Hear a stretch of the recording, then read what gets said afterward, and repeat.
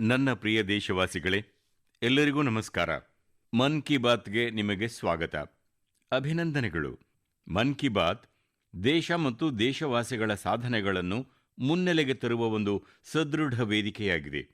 ಇತ್ತೀಚೆಗೆ ದೆಹಲಿಯಲ್ಲಿ ನಡೆದ ಗ್ಲೋಬಲ್ ಎಐ ಇಂಪ್ಯಾಕ್ಟ್ ಸಮಿಟ್ನಲ್ಲಿ ಭಾರತ ಇಂತಹುದೇ ಒಂದು ಸಾಧನೆಯನ್ನು ಕಂಡಿದೆ. ಹಲವು ದೇಶಗಳ ನಾಯಕರು, ಉದ್ಯಮ ಕ್ಷೇತ್ರದ ದಿಗ್ಗಜರು, ನಾವೀನ್ಯಕಾರರು ಇನೋವೇಟರ್ಸ್ ಮತ್ತು ನವೋದ್ಯಮ ವಲಯಕ್ಕೆ ಸಂಬಂಧಿಸಿದವರು ಎಐ ಇಂಪ್ಯಾಕ್ಟ್ ಸಮಿಟ್ಗಾಗಿ ಭಾರತ್ ಮಂಟಪಂನಲ್ಲಿ ಒಟ್ಟುಗೂಡಿದ್ದರು. ಮುಂಬರುವ ದಿನಗಳಲ್ಲಿ ಜಗತ್ತು ಎಐ ಶಕ್ತಿಯನ್ನು ಹೇಗೆ ಬಳಸಿಕೊಳ್ಳಲಿದೆ ಎಂಬ ದಿಕ್ಕಿನಲ್ಲಿ ಈ ಶೃಂಗಸಭೆ ಒಂದು ನಿರ್ಣಾಯಕ ಘಟ್ಟ ಎಂದೇ ಸಾಬೀತಾಗಿದೆ. ಸ್ನೇಹಿತರೆ, ಈ ಶೃಂಗಸಭೆಯಲ್ಲಿ ನನಗೆ ವಿಶ್ವ ನಾಯಕರು ಮತ್ತು ಟೆಕ್ ಸಿಇಒಗಳನ್ನು ಭೇಟಿಯಾಗುವ ಅಮೂಲ್ಯ ಅವಕಾಶ ಲಭಿಸಿತು. ಎಐ ಸಮಿಟ್ನ ಎಕ್ಸಿಬಿಷನ್ನಲ್ಲಿ ನಾನು ಜಗತ್ತಿನ ನಾಯಕರಿಗೆ ಸಾಕಷ್ಟು ವಿಷಯಗಳನ್ನು ಪರಿಚಯಿಸಿದೆ. ಇಲ್ಲಿ ನಾನು ಮುಖ್ಯವಾಗಿ 2 ವಿಷಯಗಳನ್ನು ಉಲ್ಲೇಖಿಸಲು ಬಯಸುತ್ತೇನೆ. ಶೃಂಗಸಭೆಯಲ್ಲಿ ಈ 2 ಉತ್ಪನ್ನಗಳು ವಿಶ್ವದಾದ್ಯಂತದ ನಾಯಕರ ಮೇಲೆ ಹೆಚ್ಚಿನ ಪ್ರಭಾವ ಬೀರಿದವು. ಮೊದಲ ಉತ್ಪನ್ನ ಅಮುಲ್ ಮಳಿಗೆಯಲ್ಲಿತ್ತು. ಅದರಲ್ಲಿ ಎಐ ಹೇಗೆ ಪ್ರಾಣಿಗಳ ಚಿಕಿತ್ಸೆಯಲ್ಲಿ ನಮಗೆ ಸಹಾಯ ಮಾಡುತ್ತಿದೆ ಮತ್ತು 24x7 ಎಐ ಸಹಾಯದ ಮೂಲಕ ರೈತರು ತಮ್ಮ ಹಾಲಿನ ಉತ್ಪನ್ನ ಹಾಗೂ ಪಶುಗಳ ಲೆಕ್ಕವನ್ನು ಹೇಗೆ ನಿರ್ವಹಿಸುತ್ತಿದ್ದಾರೆ ಎಂಬುದನ್ನು ವಿವರಿಸಲಾಗಿತ್ತು. ಸ್ನೇಹಿತರೆ, ಎರಡನೇ ಉತ್ಪನ್ನ ನಮ್ಮ ಸಂಸ್ಕೃತಿಗೆ ಸಂಬಂಧಿಸಿದ್ದಾಗಿತ್ತು. ಹೇಗೆ ಎಐ ಸಹಾಯದಿಂದ ನಾವು ನಮ್ಮ ಪ್ರಾಚೀನ ಗ್ರಂಥಗಳನ್ನು, ನಮ್ಮ ಪ್ರಾಚೀನ ಜ್ಞಾನವನ್ನು, ನಮ್ಮ ಹಸ್ತಪ್ರತಿಗಳನ್ನು ಮ್ಯಾನುಸ್ಕ್ರಿಪ್ಟ್ಸ್ ಸಂರಕ್ಷಿಸುತ್ತಿದ್ದೇವೆ ಮತ್ತು ಇಂದಿನ ಪೀಳಿಗೆಗೆ ಅನುಗುಣವಾಗಿ ರೂಪಾಂತರಿಸುತ್ತಿದ್ದೇವೆ ಎಂಬುದನ್ನು ನೋಡಿ ಇಡೀ ವಿಶ್ವದ ನಾಯಕರು ಆಶ್ಚರ್ಯಚಕಿತರಾದರು. ಎಕ್ಸಿಬಿಷನ್ ವೇಳೆ ಪ್ರದರ್ಶನಕ್ಕಾಗಿ ಸುಶ್ರುತ ಸಂಹಿತೆಯನ್ನು ಆಯ್ಕೆ ಮಾಡಲಾಗಿತ್ತು. ಮೊದಲ ಹಂತದಲ್ಲಿ ತಂತ್ರಜ್ಞಾನದ ಸಹಾಯದಿಂದ ನಾವು ಹಸ್ತಪ್ರತಿಗಳ ಇಮೇಜ್ ಕ್ವಾಲಿಟಿಯನ್ನು ಹೇಗೆ ಸುಧಾರಿಸಿ ಅವುಗಳನ್ನು ಓದಲು ಯೋಗ್ಯವಾಗಿಸುತ್ತಿದ್ದೇವೆ ಎಂಬುದನ್ನು ತೋರಿಸಲಾಯಿತು. ಎರಡನೇ ಹಂತದಲ್ಲಿ ಈ ಚಿತ್ರವನ್ನು ಯಂತ್ರಕ್ಕೆ ಓದಲು ಸಾಧ್ಯವಾಗುವ ಬರವಣಿಗೆಯಾಗಿ ಪರಿವರ್ತಿಸಲಾಯಿತು. ಮುಂದಿನ ಹಂತದಲ್ಲಿ ಮೆಷಿನ್ ರೀಡಬಲ್ ಟೆಕ್ಸ್ಟ್ ಅನ್ನು ಎಐ ಅವತಾರ್ ಓದಿತು.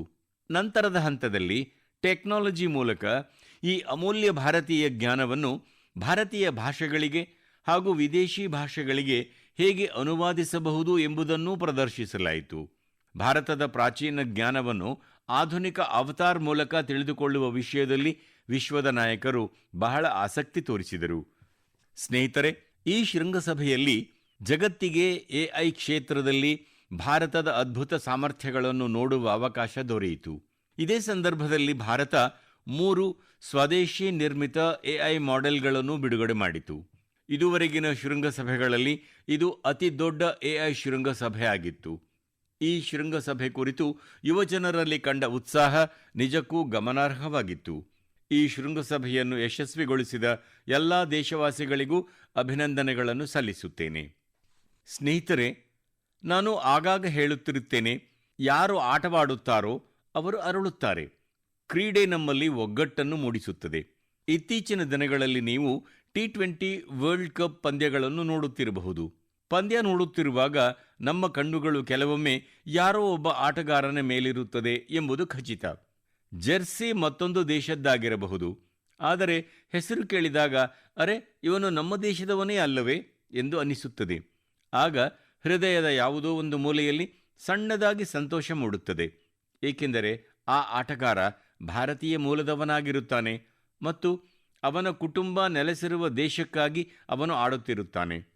ಅವರು ತಮ್ಮ ತಮ್ಮ ದೇಶಗಳ ಜೆರ್ಸಿ ಧರಿಸಿ ಮೈದಾನಕ್ಕಿಳಿದು ಮನಃಪೂರ್ವಕವಾಗಿ ಆ ದೇಶವನ್ನು ಪ್ರತಿನಿಧಿಸುತ್ತಾರೆ. ಕೆನಡಾ ತಂಡದಲ್ಲಿ ಭಾರತೀಯ ಮೂಲದ ಅತಿ ಹೆಚ್ಚು ಆಟಗಾರರಿದ್ದಾರೆ. ತಂಡದ ನಾಯಕ ದಿಲ್ಪ್ರೀತ್ ಬಾಜ್ವಾ ಜನಿಸಿದ್ದು ಪಂಜಾಬ್ನ ಗುರುದಾಸ್ಪುರ್ನಲ್ಲಿ. ನವನೀತ್ ಧಾಲಿವಾಲ್ ಚಂಡೀಗಢದವರು. ಈ ಪಟ್ಟಿಯಲ್ಲಿ ಹರ್ಷ್ ಠಾಕರ್ ಮತ್ತು ಶ್ರೇಯಸ್ ಮೋವಾ ಅವರಂತಹ ಆಟಗಾರರೂ ಸೇರಿದ್ದಾರೆ. ಅವರು ಕೆನಡಾದ ಜೊತೆಗೆ ಭಾರತಕ್ಕೂ ಹೆಮ್ಮೆ ತರುತ್ತಿದ್ದಾರೆ. ಅಮೆರಿಕ ತಂಡ ಭಾರತದ ದೇಶೀಯ ಕ್ರಿಕೆಟ್ನ ಅನೇಕ ಆಟಗಾರರನ್ನು ಹೊಂದಿದೆ. ಅಮೆರಿಕನ್ ತಂಡದ ನಾಯಕ ಮೊನಾಂಕ್ ಪಟೇಲ್ ಗುಜರಾತ್ನ ಅಂಡರ್-16 ಮತ್ತು ಅಂಡರ್-18 ತಂಡಗಳಿಗೂ ಆಡಿದ್ದಾರೆ. ಮುಂಬೈನ ಸೌರಭ್, ಹರ್ಮಿತ್ ಸಿಂಗ್ ಮತ್ತು ದೆಹಲಿಯ ಮಿಲಿಂದ್ ಕುಮಾರ್ ಇವರೆಲ್ಲರೂ ಅಮೆರಿಕನ್ ತಂಡದ ಶಕ್ತಿಯಾಗಿದ್ದಾರೆ. ಒಮಾನ್ ತಂಡವು ಭಾರತದ ವಿವಿಧ ರಾಜ್ಯಗಳಲ್ಲಿ ಈ ಹಿಂದೆ ಆಡಿದ ಅನೇಕ ಆಟಗಾರರನ್ನು ಹೊಂದಿದೆ. ಜತೇಂದರ್ ಸಿಂಗ್, ವಿನಾಯಕ್ ಶುಕ್ಲಾ, ಕರಣ್, ಜೈ, ಆಶೀಷ್ ಅವರಂತಹ ಆಟಗಾರರು ಒಮಾನ್ ಕ್ರಿಕೆಟ್ನ ಆಧಾರ ಸ್ತಂಭಗಳಾಗಿದ್ದಾರೆ.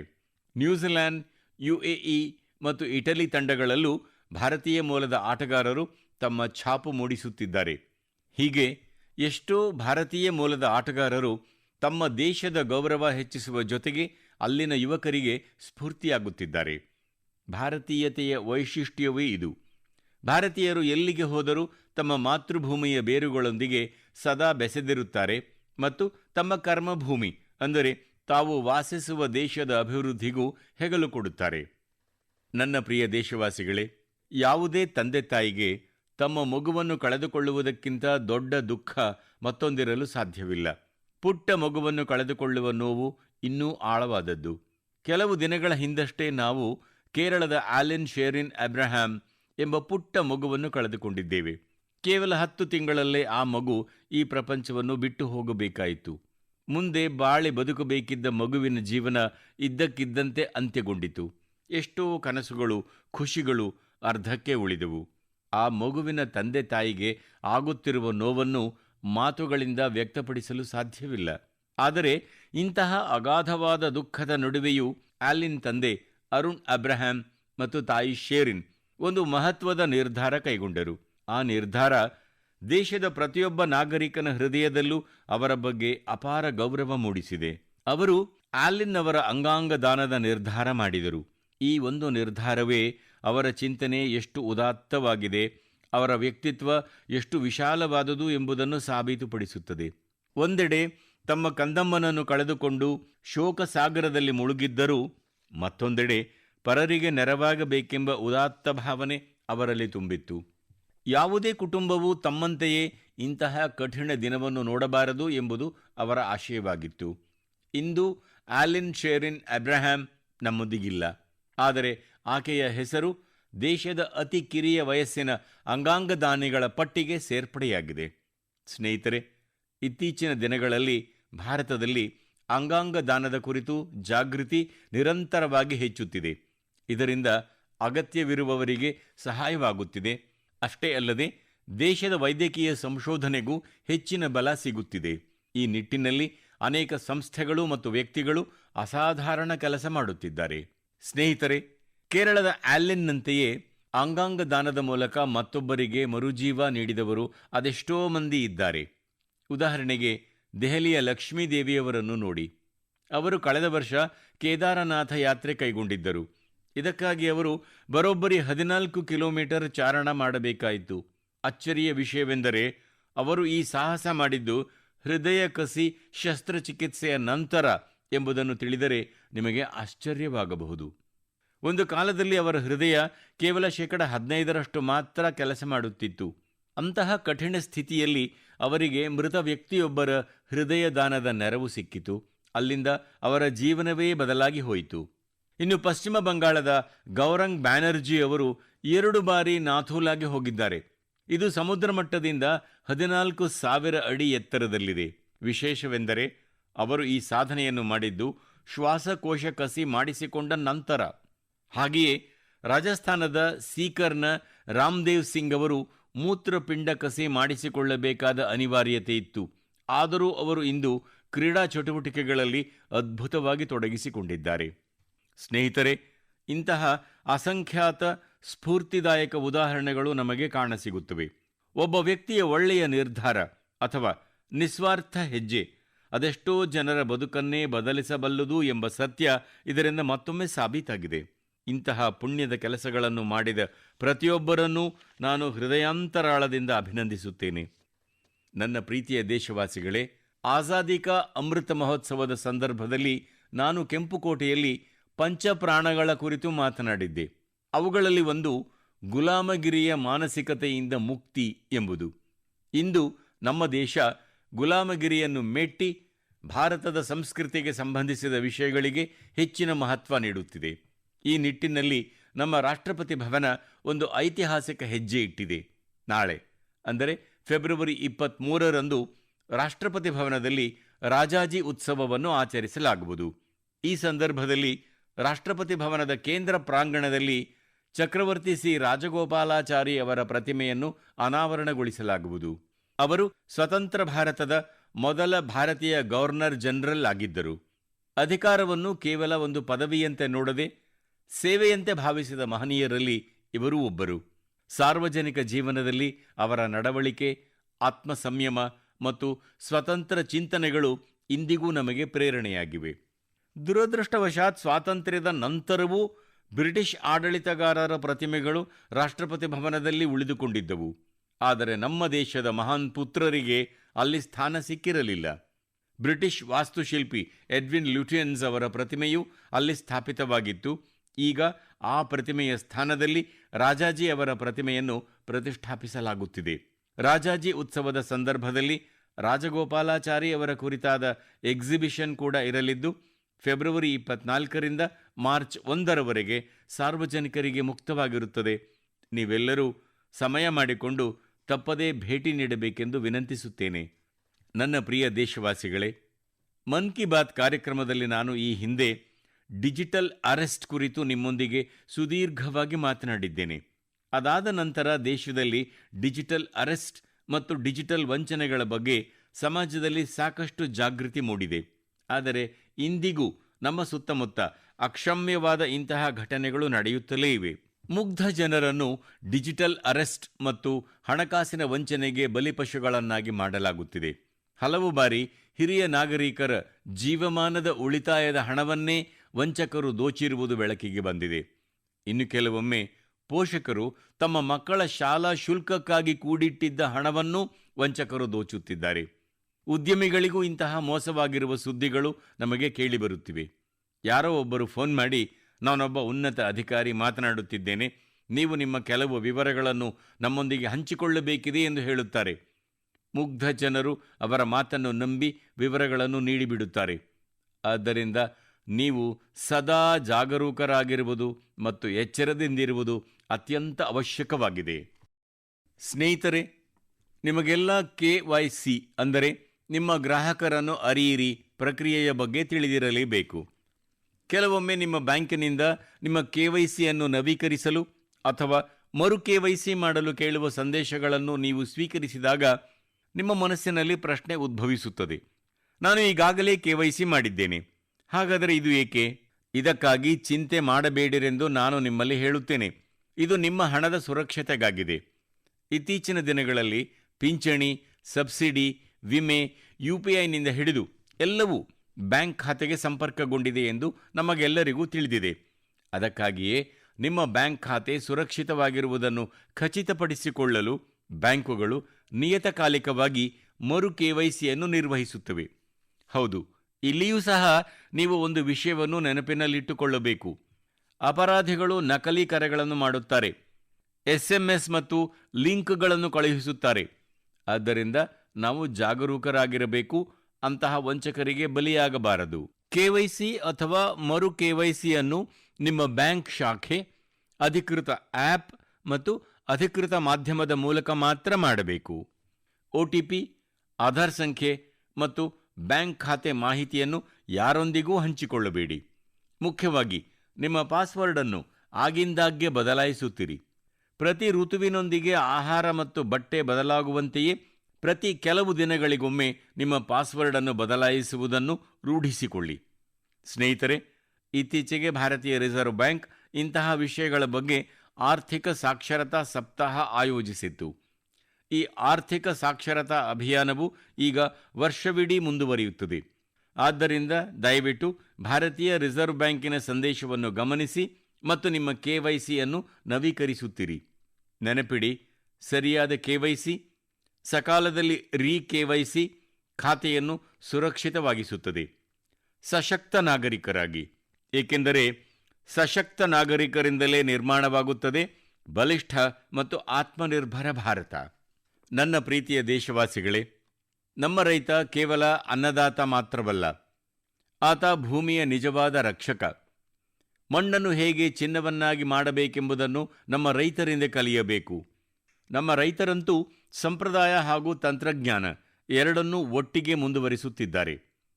ನಮ್ಮ ರೈತರು ಈಗ ಕೇವಲ ಉತ್ಪಾದನೆಯ ಬಗ್ಗೆ ಮಾತ್ರವಲ್ಲದೆ ಗುಣಮಟ್ಟ, ಮೌಲ್ಯವರ್ಧನೆ, ಹೊಸ ಹೊಸ ಮಾರುಕಟ್ಟೆಗಳ ಬಗ್ಗೆ ಕೂಡ ಗಮನ ಹರಿಸುತ್ತಿದ್ದಾರೆ. ಒಡಿಶಾದ ಹಿರೋದ್ ಪಟೇಲ್ ಎಂಬ ಯುವ ರೈತನ ಕಥೆ ನಿಜಕ್ಕೂ ಸ್ಫೂರ್ತಿದಾಯಕವಾಗಿದೆ. ಸುಮಾರು 8 ವರ್ಷಗಳ ಹಿಂದಿನವರೆಗೂ ಅವರು ತಮ್ಮ ತಂದೆ ಶಿವಶಂಕರ್ ಪಟೇಲ್ ಅವರೊಂದಿಗೆ ಸಾಂಪ್ರದಾಯಿಕ ರೀತಿಯಲ್ಲಿ ಭತ್ತದ ಕೃಷಿಯಲ್ಲಿ ತೊಡಗಿಕೊಂಡಿದ್ದರು. ಆದರೆ ಅವರು ಕೃಷಿಯನ್ನು ಹೊಸ ದೃಷ್ಟಿಕೋನದಿಂದ ನೋಡಲಾರಂಭಿಸಿದರು. ಅವರು ತಮ್ಮ ಹೊಲದಲ್ಲಿದ್ದ ಕೊಳದ ಮೇಲೆ ಬಲವಾದ ಜಾಲರಿಯ ರಚನೆ ನಿರ್ಮಿಸಿದರು. ಅವರು ಅದರ ಮೇಲೆ ಬಳ್ಳಿ ತರಕಾರಿಗಳನ್ನು ಬೆಳೆದರು. ಕೊಳದ ಸುತ್ತಲೂ ಬಾಳೆಹಣ್ಣು, ಪೇರಳೆ ಮತ್ತು ತೆಂಗಿನ ಮರಗಳನ್ನು ನೆಟ್ಟರು. ಕೊಳದಲ್ಲಿ ಮೀನು ಸಾಕಣೆ ಪ್ರಾರಂಭಿಸಿದರು. ಅಂದರೆ ಒಂದೇ ಸ್ಥಳದಲ್ಲಿ ಸಾಂಪ್ರದಾಯಿಕ ಕೃಷಿಯೂ ನಡೆಯಬೇಕು, ತರಕಾರಿಗಳು ಹಣ್ಣುಗಳನ್ನೂ ಬೆಳೆಯಬೇಕು, ಮೀನು ಸಾಕಣೆಯೂ ಆಗಬೇಕು. ಇದರಿಂದ ಭೂಮಿಯ ಉತ್ತಮ ಬಳಕೆಯೂ ಆದಂತಾಯಿತು, ನೀರಿನ ಉಳಿತಾಯವೂ ಆಯಿತು, ಹಾಗೆಯೇ ಹೆಚ್ಚುವರಿ ಆದಾಯದ ಗಳಿಕೆಗೂ ಕಾರಣವಾಯಿತು. ಇಂದು ಇವರ ಮಾದರಿ ಕೃಷಿಯನ್ನು ನೋಡಲು ದೂರ ದೂರದಿಂದ ರೈತರು ಬರುತ್ತಾರೆ.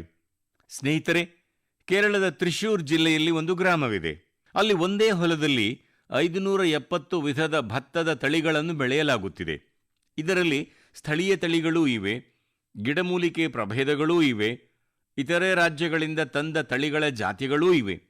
ಇದು ಕೇವಲ ಕೃಷಿಯಲ್ಲ, ಬೀಜಗಳ ಪರಂಪರೆಯನ್ನು ಸಂರಕ್ಷಿಸುವ ಬೃಹತ್ ಅಭಿಯಾನವೂ ಆಗಿದೆ.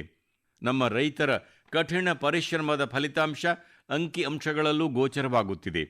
ಭಾರತ ಇಂದು ವಿಶ್ವದಲ್ಲೇ ಅತ್ಯಂತ ದೊಡ್ಡ ಭತ್ತ ಉತ್ಪಾದಕ ರಾಷ್ಟ್ರವಾಗಿದೆ. 15 ಕೋಟಿ ಟನ್ಗಿಂತಲೂ ಹೆಚ್ಚು ಭತ್ತದ ಉತ್ಪಾದನೆ ಎನ್ನುವುದು ಕಡಿಮೆ ಸಾಧನೆಯೇನಲ್ಲ. ನಾವು ನಮ್ಮ ಅಗತ್ಯತೆಗಳನ್ನೂ ಪೂರೈಸಿಕೊಳ್ಳುತ್ತಿದ್ದೇವೆ, ವಿಶ್ವದ ಫುಡ್ ಬ್ಯಾಸ್ಕೆಟ್ಗೆ ಕೂಡ ಕೊಡುಗೆ ನೀಡುತ್ತಿದ್ದೇವೆ. ಸ್ನೇಹಿತರೆ, ಈ ಕೃಷಿ ಉತ್ಪನ್ನಗಳು ವಿಮಾನಗಳ ಮೂಲಕ ಕೂಡ ಸುಲಭವಾಗಿ ವಿದೇಶಗಳಿಗೆ ತಲುಪುತ್ತಿವೆ. ಕರ್ನಾಟಕದ ನಂಜನಗೂಡಿನ ಬಾಳೆಹಣ್ಣು, ಮೈಸೂರಿನ ವೀಳ್ಯದೆಲೆ, ಇಂಡಿ ನಿಂಬೆಹಣ್ಣುಗಳನ್ನು ಮಾಲ್ದೀವ್ಸ್ಗೆ ಕಳಿಸಲಾಗುತ್ತಿದೆ. ಈ ಉತ್ಪನ್ನ ತಮ್ಮ ರುಚಿ ಮತ್ತು ಗುಣಮಟ್ಟಕ್ಕಾಗಿ ಹೆಸರಾಗಿದ್ದು, ಇವುಗಳಿಗೆ GI ಟ್ಯಾಗ್ ಕೂಡ ದೊರೆತಿದೆ. ಇಂದಿನ ರೈತರು ಗುಣಮಟ್ಟವನ್ನೂ ಬಯಸುತ್ತಾರೆ, ಪ್ರಮಾಣವೂ ಹೆಚ್ಚಾಗುತ್ತಿದೆ ಮತ್ತು ತಮ್ಮ ಗುರುತನ್ನು ಸ್ಥಾಪಿಸುತ್ತಿದ್ದಾರೆ. ನನ್ನ ಪ್ರೀತಿಯ ದೇಶವಾಸಿಗಳೇ, ಕಳೆದ ವರ್ಷ ಇದೇ ಸಮಯದಲ್ಲಿ ನಡೆದ ಮಹಾಕುಂಭಮೇಳದ ಅದ್ಭುತ ಚಿತ್ರಗಳು ನಿಮಗೆ ಖಂಡಿತ ನೆನಪಿರಬಹುದು. ಸಂಗಮದ ದಡದಲ್ಲಿ ಉಕ್ಕಿ ಹರಿಯುತ್ತಿದ್ದ ಜನಸಾಗರ, ಅಪಾರ ನಂಬಿಕೆಯ ಹರಿವು ಮತ್ತು ಪವಿತ್ರ ಸ್ನಾನದ ಆ ಧನ್ಯತೆಯ ಕ್ಷಣದಲ್ಲಿ ಭಾರತದ ಸನಾತನ ಚೈತನ್ಯದ ಸಾಕ್ಷಾತ್ಕಾರವಾದಂತೆ ಭಾಸವಾಯಿತು. ಸ್ನೇಹಿತರೆ, ಮಹಾಕುಂಭಮೇಳದ ಅದೇ ಹರಿವು, ಅದೇ ಮಾಘಮಾಸ, ಅದೇ ಭಕ್ತಿಯ ಧ್ವನಿ ಉತ್ತರದಿಂದ ದಕ್ಷಿಣಕ್ಕೆ ಚಲಿಸುವಾಗ ಹೊಸ ಗುರುತನ್ನು ಪಡೆಯುತ್ತದೆ. ಸ್ನೇಹಿತರೆ, ಕೇರಳದ ಮಣ್ಣಿನಲ್ಲಿ ಭಾರತಪುಳ ನದಿಯ ದಡದಲ್ಲಿರೋ ತಿರುನಾವಾಯದಲ್ಲಿ ಶತಮಾನಗಳಷ್ಟು ಹಳೆಯದಾದ ಒಂದು ಸಂಪ್ರದಾಯ ಇದೆ. ಅದೇ ಮಾಮಂಗಂ.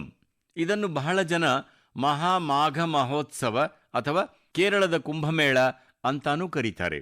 ಮಾಘ ಮಾಸದಲ್ಲಿ ಪವಿತ್ರ ನದಿಯಲ್ಲಿ ಸ್ನಾನ ಮಾಡಿ ಆ ಕ್ಷಣವನ್ನು ಜೀವನದ ಮರೆಯಲಾಗದ ನೆನಪಾಗಿಸಿಕೊಳ್ಳೋದೇ ಈ ಹಬ್ಬದ ಜೀವಾಳ. ಕಾಲ ಕಳೆದಂತೆ ಈ ಸಂಪ್ರದಾಯ ಎಲ್ಲಿಯೋ ಮರೆಯಾಗಿ ಹೋಗಿತ್ತು. ಸುಮಾರು 250 ವರ್ಷಗಳ ಕಾಲ ಈ ಹಬ್ಬ ಮೊದಲಿನ ಹಾಗೆ ಅದ್ದೂರಿಯಾಗಿ ನಡೆದೇ ಇರಲಿಲ್ಲ. ಆದರೆ ಇವತ್ತು ನಮ್ಮ ಪರಂಪರೆಯನ್ನು ಮತ್ತೆ ಗುರುತಿಸುತ್ತಿರೋ ಈ ನಮ್ಮ ದೇಶದಲ್ಲಿ ಇತಿಹಾಸ ಮತ್ತೆ ಹೊಸ ತಿರುವು ಪಡೆದುಕೊಂಡಿದೆ. ಈ ಸಲ ಯಾವುದೇ ದೊಡ್ಡ ಪ್ರಚಾರ ಅಥವಾ ಘೋಷಣೆ ಇಲ್ಲದಿದ್ದರೂ ಕೇರಳ ಕುಂಭಮೇಳ ತುಂಬ ಯಶಸ್ವಿಯಾಗಿ ನಡೆಯಿತು. ಜನ ಒಬ್ಬರಿಂದ ಒಬ್ಬರಿಗೆ ವಿಷಯ ತಿಳಿಸುತ್ತಾ ಹೋದರು. ಒಬ್ಬರ ಕಿವಿಯಿಂದ ಇನ್ನೊಬ್ಬರ ಕಿವಿಗೆ ಸುದ್ದಿ ಹರಡಿತು. ನೋಡುತ್ತಿದ್ದ ಹಾಗೆಯೇ ಭಕ್ತರೆಲ್ಲ ತಿರುನಾವಾಯಕ್ಕೆ ತಂಡೋಪತಂಡವಾಗಿ ಬರೋದಿಕ್ಕೆ ಶುರು ಮಾಡಿದರು. ಸ್ನೇಹಿತರೆ, ಮಹಾಕುಂಭ ಇರಲಿ ಅಥವಾ ಕೇರಳ ಕುಂಭ ಇರಲಿ, ಇದು ಬರೀ ನದಿಯಲ್ಲಿ ಸ್ನಾನ ಮಾಡೋ ಹಬ್ಬ ಮಾತ್ರವಲ್ಲ. ಇದು ನಮ್ಮ ನೆನಪುಗಳನ್ನು ಬಡಿದೆಬ್ಬಿಸೋ ಹಬ್ಬ. ನಮ್ಮ ಸಂಸ್ಕೃತಿಯನ್ನು ಮತ್ತೊಮ್ಮೆ ಮೆಲುಕು ಹಾಕೋ ಒಂದು ಸುಂದರ ಸಂದರ್ಭ. ಉತ್ತರದಿಂದ ದಕ್ಷಿಣದವರೆಗೆ ನದಿಗಳು ಬೇರೆ ಬೇರೆ ಇರಬಹುದು, ಆ ನದಿ ದಡಗಳು ಬೇರೆ ಬೇರೆ ಇರಬಹುದು, ಆದರೆ ಜನರ ನಂಬಿಕೆ ಮತ್ತು ಭಕ್ತಿಯ ಸೆಲೆ ಮಾತ್ರ ಒಂದೇ. ಇದನ್ನೇ ನಿಜವಾದ ಭಾರತ ಅನ್ನೋದು. ಸ್ನೇಹಿತರೆ, ನಮ್ಮ ದೇಶದಲ್ಲಿ ಯಾರು ಸಮಾಜದ ಒಳಿತಿಗಾಗಿ ಕೆಲಸ ಮಾಡುತ್ತಾರೋ, ಯಾರು ತಮ್ಮ ಪ್ರತಿಯೊಂದು ಕೆಲಸದಲ್ಲೂ ಜನರಿಗೆ ಮೊದಲ ಆದ್ಯತೆ ನೀಡುತ್ತಾರೋ ಅಂತಹವರು ಯಾವಾಗಲೂ ಜನರ ಮನಸ್ಸಿನಲ್ಲಿ ಉಳಿದುಕೊಳ್ಳುತ್ತಾರೆ. ಅಮ್ಮ ಜಯಲಲಿತಾ ಕೂಡ ಅಂಥದ್ದೇ ಒಬ್ಬ ಜನಪ್ರಿಯ ನಾಯಕಿಯಾಗಿದ್ದರು. ಫೆಬ್ರವರಿ 24 ಅವರ ಜನ್ಮದಿನದ ಸಂದರ್ಭ. ತಮಿಳುನಾಡಿನ ಜನರಿಗೆ ಅವರ ಮೇಲೆ ಎಷ್ಟೊಂದು ಗಾಢವಾದ ಪ್ರೀತಿ ಇತ್ತು ಅನ್ನುವುದು ನಾನು ಆ ರಾಜ್ಯಕ್ಕೆ ಭೇಟಿ ನೀಡಿದಾಗಲೆಲ್ಲ ಇವತ್ತಿಗೂ ನನಗೆ ಕಾಣಿಸುತ್ತೆ. ಅಮ್ಮ ಜಯಲಲಿತಾ ಅವರ ಹೆಸರು ತೆಗೆದರೆ ಸಾಕು, ತಮಿಳುನಾಡಿನ ಜನರ ಮುಖದಲ್ಲಿ ಒಂದು ರೀತಿಯ ಸಂಭ್ರಮ ಕಾಣುತ್ತೆ. ಅದರಲ್ಲೂ ನಮ್ಮ ಮಹಿಳೆಯರಿಗಂತೂ ಅವರ ಮೇಲೆ ಒಂದು ವಿಶೇಷವಾದ ಒಲವು. ಯಾಕೆಂದರೆ ಅವರು ಅಧಿಕಾರದಲ್ಲಿದ್ದಾಗ ತಾಯಿ ತಂಗಿಯರಿಗಾಗಿ ಮತ್ತು ಹೆಣ್ಣು ಮಕ್ಕಳಿಗಾಗಿ ತುಂಬ ಮೆಚ್ಚುವಂತಹ ಕೆಲಸಗಳನ್ನು ಮಾಡಿದ್ದರು. ರಾಜ್ಯದಲ್ಲಿ ಕಾನೂನು ಮತ್ತು ಸುವ್ಯವಸ್ಥೆಯನ್ನು ಕಾಪಾಡುವುದಕ್ಕೆ ಅವರು ತುಂಬ ಕಠಿಣ ಕ್ರಮಗಳನ್ನು ತೆಗೆದುಕೊಂಡಿದ್ದರು. ಅವರಲ್ಲಿ ದೇಶಭಕ್ತಿ ತುಂಬಿ ತುಳುಕುತ್ತಿತ್ತು. ಅದರ ಜೊತೆಗೆ ಭಾರತದ ಸಾಂಸ್ಕೃತಿಕ ಪರಂಪರೆಯ ಬಗ್ಗೆ ಅವರಿಗೆ ತುಂಬ ಹೆಮ್ಮೆ ಇತ್ತು. ಅಮ್ಮ ಜಯಲಲಿತಾ ಅವರ ಜೊತೆ ನಾನು ನಡೆಸಿದ ಪ್ರತಿಯೊಂದು ಭೇಟಿ ಮತ್ತು ಮಾತುಕತೆಗಳು ಇವತ್ತಿಗೂ ನನ್ನ ಮನಸ್ಸಿನಲ್ಲಿ ಹಸಿರಾಗಿವೆ. 2002 ಮತ್ತು 2012ರಲ್ಲಿ ಗುಜರಾತ್ನಲ್ಲಿ ನಡೆದ ನನ್ನ 2 ಪ್ರಮಾಣ ವಚನ ಸ್ವೀಕಾರ ಸಮಾರಂಭಗಳಲ್ಲೂ ಅವರು ಭಾಗವಹಿಸಿದ್ದರು. ನಾವಿಬ್ಬರು ನಮ್ಮ ರಾಜ್ಯಗಳಲ್ಲಿ ಮುಖ್ಯಮಂತ್ರಿಗಳಾಗಿದ್ದಾಗ ಉತ್ತಮ ಆಡಳಿತದ ಬಗ್ಗೆ ನಮ್ಮ ಮಧ್ಯೆ ಆಗಾಗ ಚರ್ಚೆಗಳು ನಡೆಯುತ್ತಿದ್ದವು. ಅವರ ಯೋಚನೆಗಳು ತುಂಬ ಸ್ಪಷ್ಟವಾಗಿದ್ದವು ಮತ್ತು ವಿಚಾರಗಳು ಅಷ್ಟೇ ಪಕ್ವವಾಗಿದ್ದವು. ಇದೇ ಅವರ ದೊಡ್ಡ ವಿಶೇಷತೆಯಾಗಿತ್ತು. ಹಲವು ವರ್ಷಗಳ ಹಿಂದೆ ಅವರು ಪೊಂಗಲ್ ಹಬ್ಬದ ಪವಿತ್ರ ಸಮಯದಲ್ಲಿ ಚೆನ್ನೈನಲ್ಲಿ ಮಧ್ಯಾಹ್ನದ ಊಟಕ್ಕೆ ನನ್ನನ್ನು ಪ್ರೀತಿಯಿಂದ ಕರೆದಿದ್ದರು. ಸ್ನೇಹದಿಂದ ಕೂಡಿದ ಅವರ ಆ ನಡೆ ನನಗೆ ಯಾವತ್ತೂ ಮರೆಯೋದಕ್ಕೆ ಆಗುವುದಿಲ್ಲ. ಅವರಿಗೆ ನಾನು ಮತ್ತೊಮ್ಮೆ ಗೌರವಪೂರ್ವಕ ಶ್ರದ್ಧಾಂಜಲಿಗಳನ್ನು ಸಲ್ಲಿಸುತ್ತೇನೆ. ஜெயலலிதா அவர்களுக்கு என் நினைவாஞ்சலிகள். சமுதாயத்திற்கு அவர் ஆற்றிய சேவை என்றும் நினைவில் இருக்கும். ಜಯಲಲಿತಾ ಅವರಿಗೆ ನನ್ನ ಭಾವಪೂರ್ಣ ಶ್ರದ್ಧಾಂಜಲಿಗಳು. ಸಮಾಜಕ್ಕಾಗಿ ಅವರು ಸಲ್ಲಿಸಿದ ಸೇವೆ ಯಾವತ್ತಿಗೂ ನಮ್ಮೆಲ್ಲರ ನೆನಪಿನಲ್ಲಿ ಅಚ್ಚಳಿಯದೇ ಇರುತ್ತದೆ. ನನ್ನ ಪ್ರೀತಿಯ ದೇಶವಾಸಿಗಳೇ, ಈಗ ನಾನು ನನ್ನ ಪ್ರೀತಿಯ ಮತ್ತು ಚುರುಕಾದ ಪುಟ್ಟ ಮಕ್ಕಳ ಜೊತೆ ಮಾತಾಡುತ್ತೇನೆ. ಅದರಲ್ಲೂ ಈಗ ಪರೀಕ್ಷೆ ಬರೆಯುತ್ತಿರುವ ಮಕ್ಕಳ ಜೊತೆ ಮಾತುಕತೆ ನಡೆಸೋಣ. ಈ ತಿಂಗಳ ಆರಂಭದಲ್ಲಿ ನೀವು ಪರೀಕ್ಷಾ ಪೇ ಚರ್ಚಾ ಕಾರ್ಯಕ್ರಮವನ್ನು ನೋಡಿರುತ್ತೀರಿ ಎಂದು ಅಂದುಕೊಳ್ಳುತ್ತೇನೆ.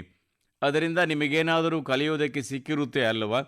ಆದರೂ ನಾನು ಕೇಳ್ತೀನಿ, ಓದಿನ ಬಗ್ಗೆ ಜಾಸ್ತಿ ಟೆನ್ಷನ್ ತಗೊಳ್ತಾ ಇಲ್ಲ ತಾನೇ?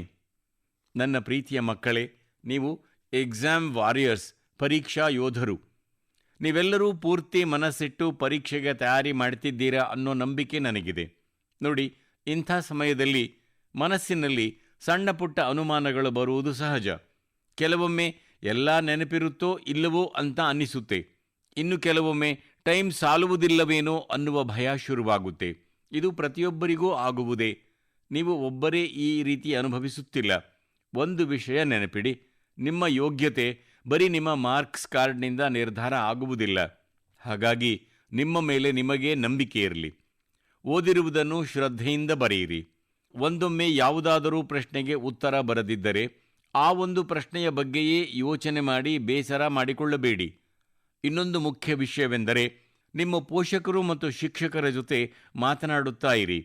ಅವರು ನಿಮ್ಮನ್ನು ನಿಮ್ಮ ನಂಬರ್ ನೋಡಿ ಅಳೆಯುವುದಿಲ್ಲ. ಬದಲಾಗಿ ನಿಮ್ಮ ಪ್ರಯತ್ನ ಮತ್ತು ಪರಿಶ್ರಮವನ್ನು ನೋಡಿ ಸಂತೋಷಪಡುತ್ತಾರೆ. ನೀವು ಪರೀಕ್ಷೆಯಲ್ಲೂ ಗೆಲ್ಲುತ್ತೀರಿ ಮತ್ತು ಜೀವನದಲ್ಲೂ ಹೊಸ ಎತ್ತರಕ್ಕೆ ಏರುತ್ತೀರಿ ಅನ್ನೋ ಪೂರ್ಣ ಭರವಸೆ ನನಗಿದೆ. ಸ್ನೇಹಿತರೆ, ಈ ದಿನಗಳಲ್ಲಿ ರಂಜಾನ್ ಮಾಸ ನಡೆಯುತ್ತಿದೆ. ಈ ಪವಿತ್ರ ತಿಂಗಳ ಸಂದರ್ಭದಲ್ಲಿ ಎಲ್ಲರಿಗೂ ಶುಭಾಶಯಗಳನ್ನು ತಿಳಿಸುತ್ತೇನೆ. ಇನ್ನು ಕೆಲವೇ ದಿನಗಳಲ್ಲಿ ಹೋಳಿ ಹಬ್ಬ ಕೂಡ ಬರುತ್ತಿದೆ. ಅಂದರೆ ಬಣ್ಣ, ಗುಲಾಲ್ ಮತ್ತು ನಗು, ಸಂತೋಷದ ಸಮಯ ಹತ್ತಿರ ಬರುತ್ತಿದೆ ಎಂದೇ ಅರ್ಥ. ನೀವೆಲ್ಲರೂ ನಿಮ್ಮ ಕುಟುಂಬ ಮತ್ತು ಆತ್ಮೀಯರ ಜೊತೆ ಸಂಭ್ರಮದಿಂದ ಈ ಹಬ್ಬಗಳನ್ನು ಆಚರಿಸಿ. ಇದರ ಜೊತೆಗೆ ಕೆಲವು ಮಂತ್ರಗಳನ್ನು ಯಾವಾಗಲೂ ನೆನಪಿಡಿ. ಉದಾಹರಣೆಗೆ, ವೋಕಲ್ ಫಾರ್ ಲೋಕಲ್. ನಮ್ಮ ಹೋಳಿ ಹಬ್ಬದಲ್ಲಿ ಅಥವಾ ಬೇರೆ ಹಬ್ಬಗಳಲ್ಲಿ ವಿದೇಶಿ ವಸ್ತುಗಳು ತುಂಬ ಸೇರಿಕೊಂಡು ಬಿಟ್ಟಿವೆ. ಅವುಗಳನ್ನು ಹಬ್ಬಗಳಿಂದ ದೂರವಿಡಿ, ಹೋಳಿಯಿಂದಲೂ ದೂರವಿಡಿ ಮತ್ತು ಸ್ವದೇಶಿ ವಸ್ತುಗಳನ್ನೇ ಬಳಸಿ. ನೀವು ಸ್ವದೇಶಿ ವಸ್ತುಗಳನ್ನು ಖರೀದಿಸಿದಾಗ ನಮ್ಮ ದೇಶವನ್ನು ಆತ್ಮನಿರ್ಭರ ಮಾಡುವ ಅಭಿಯಾನಕ್ಕೆ ಶಕ್ತಿ ತುಂಬಿದಂತಾಗುತ್ತೆ. ಸ್ನೇಹಿತರೆ, ಪ್ರತಿ ತಿಂಗಳು ಮನ್ ಕಿ ಬಾತ್ ಕಾರ್ಯಕ್ರಮಕ್ಕಾಗಿ ನಿಮ್ಮಿಂದ ಸಾವಿರಾರು ಸಲಹೆಗಳು ಬರುತ್ತಾ ಇರುತ್ತವೆ. ನೀವು ಕಳುಹಿಸೋ ಸಂದೇಶಗಳಿಂದ ದೇಶದ ಮೂಲೆ ಮೂಲೆಗಳಲ್ಲಿರೋ ಅದ್ಭುತ ಪ್ರತಿಭೆಗಳ ಬಗ್ಗೆ ನಮಗೆ ತಿಳಿಯುತ್ತದೆ. ಸ್ವಾರ್ಥವನ್ನು ಬಿಟ್ಟು ಸಮಾಜಕ್ಕೆ ಏನನ್ನಾದರೂ ಮಾಡಬೇಕು ಎನ್ನುವ ಎಷ್ಟೋ ಸ್ಫೂರ್ತಿದಾಯಕ ಕಥೆಗಳು ನಿಮ್ಮ ಮೂಲಕ ದೇಶದ ಜನರಿಗೆ ತಲುಪುತ್ತಿವೆ. ನಿಮ್ಮ ಈ ಪ್ರಯತ್ನ ಹೀಗೆಯೇ ಮುಂದುವರಿಯಲಿ. ನಿಮ್ಮ ಸಂದೇಶಗಳಿಗಾಗಿ ನಾನು ಕಾಯುತ್ತಾ ಇರುತ್ತೇನೆ. ಮತ್ತೊಮ್ಮೆ ನಿಮಗೆ ಮತ್ತು ನಿಮ್ಮ ಕುಟುಂಬಕ್ಕೆ ಬರಲಿರೋ ಹಬ್ಬಗಳ ಹಾರ್ದಿಕ ಶುಭಾಶಯಗಳು. ಧನ್ಯವಾದಗಳು. ನಮಸ್ಕಾರ.